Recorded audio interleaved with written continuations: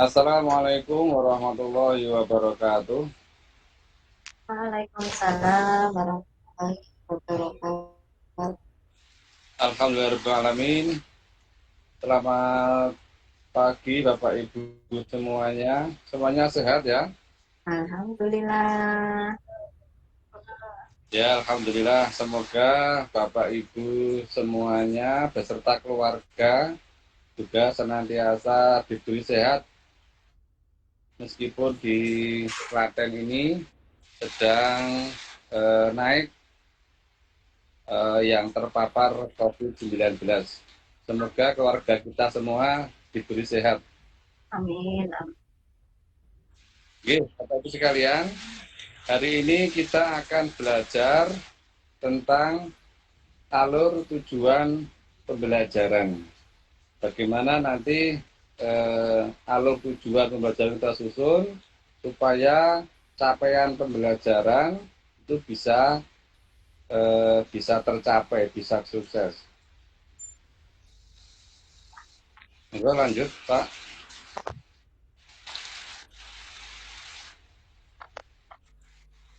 Ya, Lanjut, Pak. nanti kita akan belajar tentang prinsip-prinsip alur tujuan pembelajaran. Bagaimana prinsip penyusunan alur pembelajaran, kita akan belajar bersama hari ini, nanti bisa dilanjut di asinkronus. Selain ya, ada 7 prinsip dalam penyusunan alur pembelajaran. Yang pertama, kita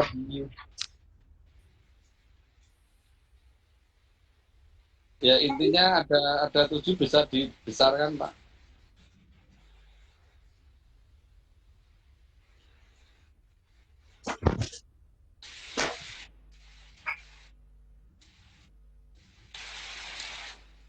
Ya, Sudah. wah, Pak Ahmadi bisa, ya, ya, ini.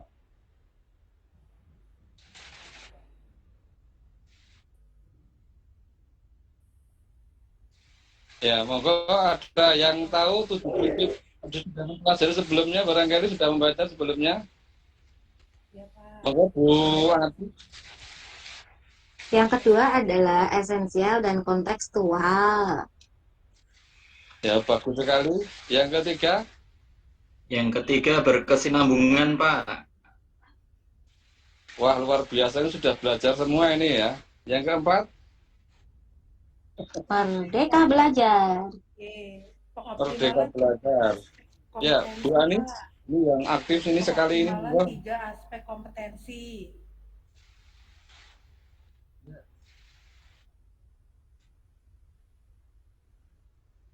Operasional dan aplikatif, ya. Apalagi satu lagi, Fleksibel. adaptif dan fleksibel. Ya, eh, itu Bapak Ibu sekalian, ternyata Bapak Ibu sudah pintar-pintar semua ya. Nah, Bapak Ibu sekalian, kita lanjut ke ini banyak sekali ya, sederhana dan informatif. Jadi tujuan yang kita buat itu harus sederhana, tidak usah memakai bahasa yang muluk-muluk, main kita intelek, tapi malah kita sendiri tidak tahu artinya. Jadi hanya ingin cari nilai yang tertulis saja, tapi pada dasarnya tidak tahu maknanya.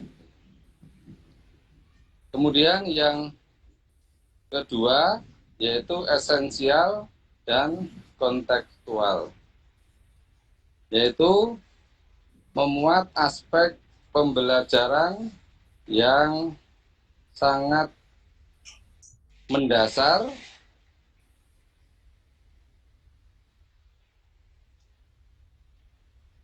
dan penting atau penting gitu ya.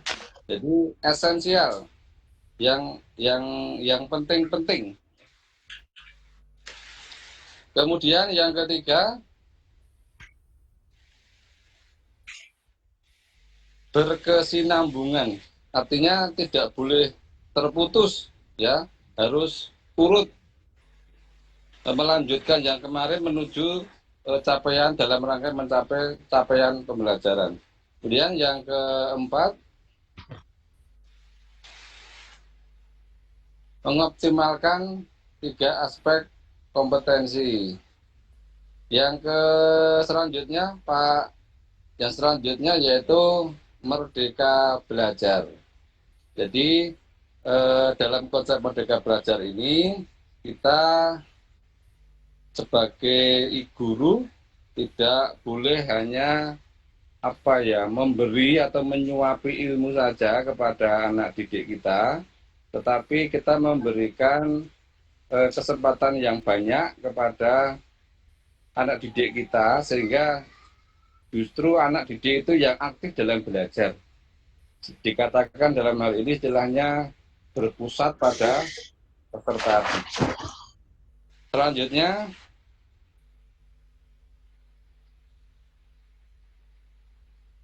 operasional dan aplikatif. Jadi perumusan yang kita buat itu harus yang operasional, ya, mudah dikerjakan dan mudah diukur. Intinya seperti itu. Kemudian prinsip yang selanjutnya yaitu adaptif dan fleksibel. Pada prinsip ini kita usahakan apa yang kita sampaikan itu bisa bisa mudah menyesuaikan dengan keadaan. Jadi misalnya kita ketika sudah membuat rencana, kemudian ternyata setelah kita mengadakan asesmen diagnosis, kok ada hal-hal yang perlu disampaikan ketika itu, ya kita sampaikan, ya. Bisa kita rubah apa yang kita buat itu. Selanjutnya, wah, sudah ya. Nah, kita lalui saja, Pak.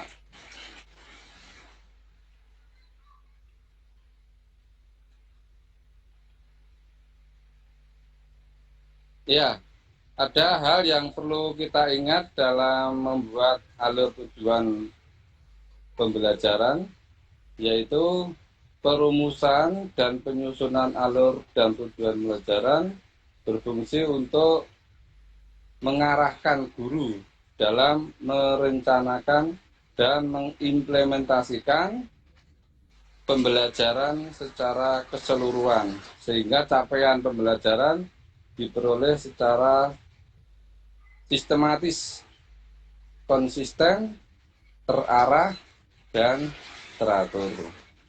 Kemudian yang kedua, penggunaan kata kerja yang operasional. Jadi kata kerjanya bukan kata kerja yang non operasional, ya. Selanjutnya,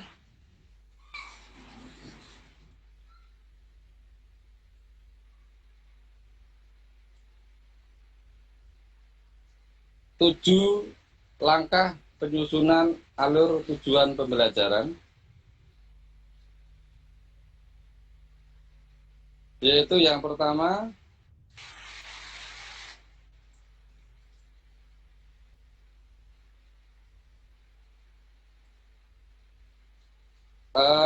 apa ini? Ada yang bisa membantu barangkali? Analisis capaian pembelajaran yang memuat materi, Pak.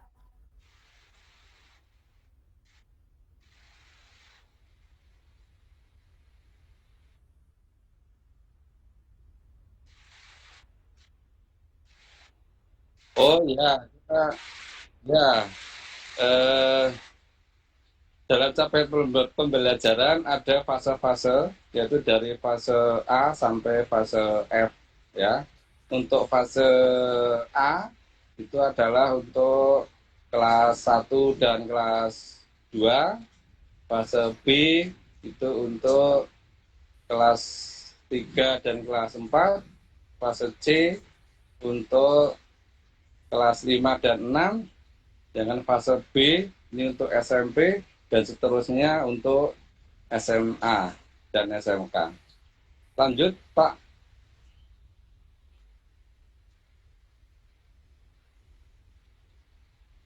Ya, ini langkah-langkahnya banyak sekali Bapak Ibu. Nanti bisa Bapak Ibu pelajari saja di asinkronus, bisa dipelajari sendiri karena kalau disampaikan di sini waktunya tidak cukup. Saya kira demikian Bapak Ibu sekalian materi tentang alur tujuan pembelajaran. Barangkali ada yang mau didiskusikan Bapak Ibu?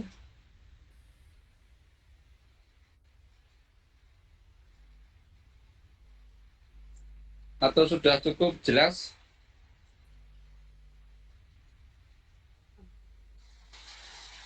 Sudah ya? Iya, Pak. Oke, terima kasih. Kalau sudah cukup, saya kira ini waktunya juga sudah hampir habis. Maka saya kira saya cukupkan sekian pembelajaran tentang alur tujuan pembelajaran di sesi sinkronus ini. Saya kira demikian Bapak sekalian, kita akhiri dengan bacaan hamdalah bersama. Alhamdulillahirabbil alamin. Semoga sehat semua Bapak Ibu. Assalamualaikum warahmatullahi wabarakatuh. Waalaikumsalam warahmatullahi